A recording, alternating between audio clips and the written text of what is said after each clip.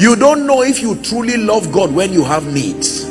You know if you truly love God when your needs are met. That's why the Bible put that scripture there.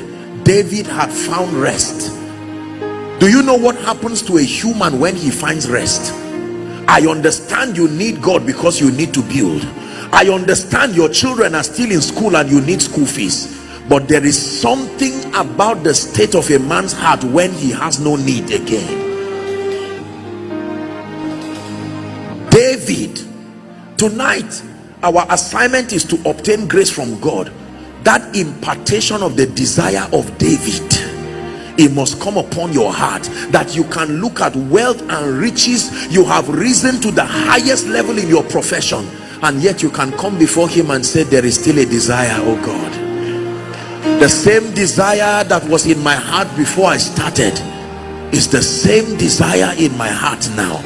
Please do not assume you understand what I'm saying. As simple as this is, if it is the God of heaven you want to walk with, you want to carry power and grace and presence, trusted with influence over nations and territories, beyond fasting, beyond praying, beyond spiritual activities, the heart of man, the greatest factor that invites God to tabernacle with man, is his heart. Search me through and through till my heart becomes a home for you. Listen, the desire of David is one that has inspired me and changed my life. Why would a king who had found rest roundabout sit down and his if I were David, my contemplation would not be God, oh, may God forgive me, but who knows? Do you know what it means to find rest roundabout? You have estates, you have houses all over the world, you have accolades to your name, you have children who are obedient, succession is in place. What do I need you for again? David said, I have a desire.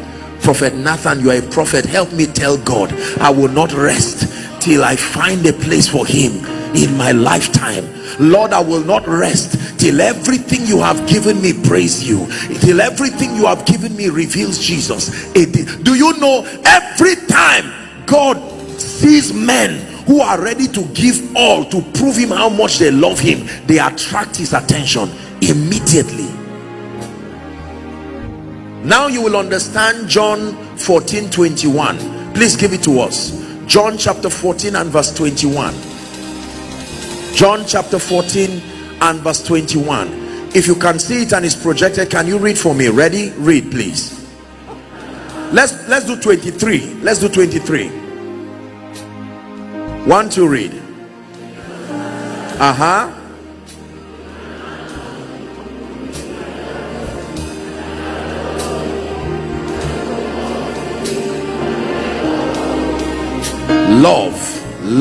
Love. If a man loves me and keeps my word, my Father will love him, and we will come and make our abode in his ministry, in his family, in his life, in his destiny.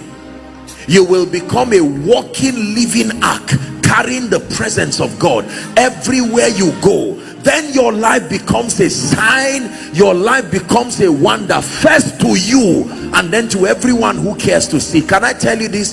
The secret behind the exploits of men, the secret behind the seeming greatness you see, is that covenant. God has found hearts that in life and in death only live to glorify him.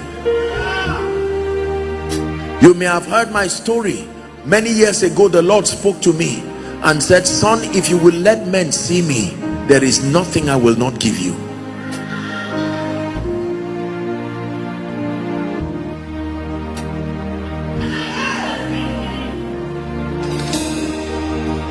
Are we together? The heart condition.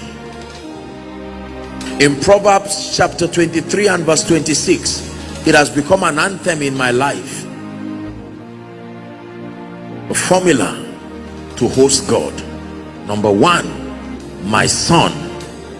Proverbs 23:26, it says, my son. What is he asking you to give him? Not your offering, not your singing, leave that one first. Not your prophetic acumen, not your ministry. You can give God every other thing, but if your heart is not part of it, you've not given him anything. The tray that carries every other gift you carry is your heart.